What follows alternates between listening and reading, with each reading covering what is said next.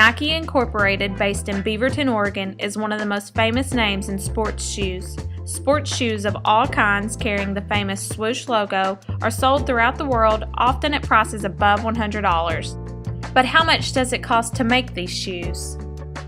Nike does not manufacture any of its shoes. Instead, it has them made by private contractors in countries such as Indonesia and Vietnam. Nike provides design and quality specifications and places orders for millions of pairs of shoes. Indonesia and Vietnam are poor countries where there are lots of unemployed people and government laws and regulations are weak and unenforced. Various non-governmental organizations have alleged that Nike's shoes are made under unacceptable working conditions. Workers as young as 14 are working over 60 hours a week and receive wages of about $1 a day.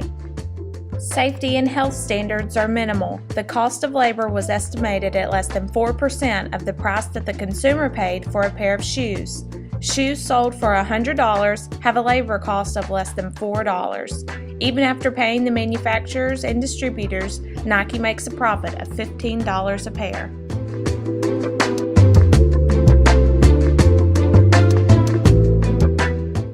Owners of Nike argued that its profits are comparable to those made by Reebok, Adidas, and others in the industry.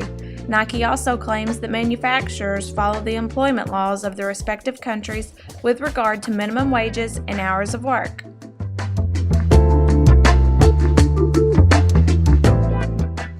Labor unions and human rights groups in the United States began a campaign to draw attention to the harsh conditions in which Nike shoes were made.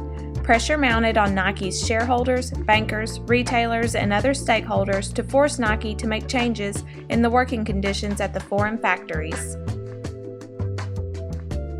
Nike reacted to the demand for change by establishing an office to monitor working conditions in the foreign factories. The critics demanded that independent monitoring groups in which they would be represented must be allowed to visit and inspect the factories abroad.